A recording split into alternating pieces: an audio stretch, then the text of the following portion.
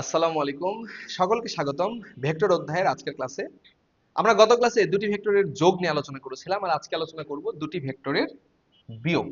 দুটি ভেক্টরের বিয়োগ, আসলে বিয়োগ বলতে আসলে কিছু হয় না। যোগের মানে উল্টায় দিয়ে যোগ করাকে বিয়োগ বলে। এটা আমরা ছোট ক্লাসেও পড়েছিলাম, যখন বিয়োগের সংজ্ঞা পড়েছিলাম। হ্যাঁ, কোনো জিনিসের যোগাত্মক বিপরীত নিয়ে আমরা যদি যোগ করে দিই, তাহলে আমরা কি হয়ে যাবে, সেটা অটোমেটিক বিয়োগ হয়ে যাবে। তো ভেক্টরের বিয়োগের ক্ষেত্রে সেম, যে আমরা ভেক্টরের বিয়োগ শুরু করব। আমরা যোগ অলরেডি শেষ করেছি, বিয়োগ সামনের দিন আমরা এটা পড়বো। তো ভেক্টরের বিয়োগ কি খেয়াল করো। বিয়োগ বলতে আমি যেটা বলছি, ভেক্টরের বিয়োগ বলতে কোনো একটি ভেক্টরের সাথে যে ভেক্টরের বিয়োগ করতে হবে তার বিপরীত ভেক্টরের যোগ বোঝায়, তার বিপরীত ভেক্টরের উল্টায় দিয়ে কি যোগ বোঝায়। তাহলে যাকে বিয়োগ করতে বলছে তাকে উল্টায় দিয়ে কি করবা, যোগ করবা। যেমন আমি যদি তোমাকে বলি এই যে a মাইনাস বি, ধরো a ভেক্টর, সেখান থেকে মনে করো আমি বি ভেক্টরটাকে বিয়োগ করতে বলছি, তাহলে সেটা কি হবে।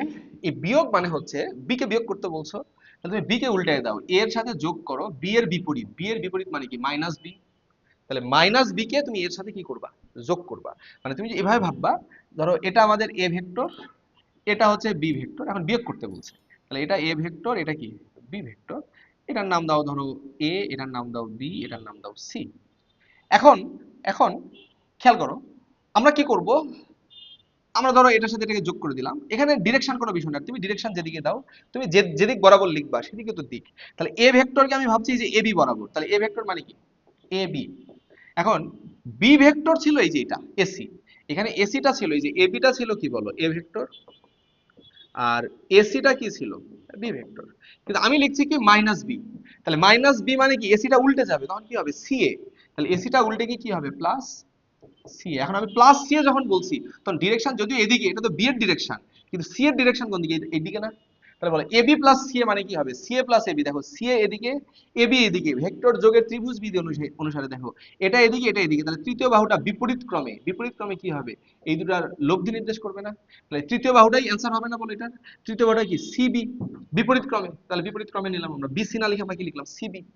এই সিবিটাই কি বলো অ্যান্সার, সিবিটাই কি অ্যান্সার। তাহলে সিবিটাই কি এ মাইনাস বি ভেক্টর। তাহলে এ মাইনাস বি মানে কি এই যে সিবি, তাহলে সিবিটাই কি আমাদের অ্যান্সার। ওকে, তাই এখানে আমরা এ মাইনাস বি লিখে দিতে পারছি। ঠিক আছে, আশা করছি বুঝছো, এটাই ভেক্টরের বিয়োগের কনসেপ্ট। আশা করছি বুঝছো, বিয়োগ বলতে আসলে আলাদা কিছুই না, ওই যে যোগের যোগটাই আমরা করব, যাকে বিয়োগ করতে বলছি তাকে উল্টায় দিয়ে আমরা কি করব, বিয়োগ করব। তাকে উল্টায় দিয়ে আমরা যোগ করব। ঠিক আছে, আশা করছি সবাই বুঝেছো। তো সকালে ভালো থাকো, আসসালামু আলাইকুম।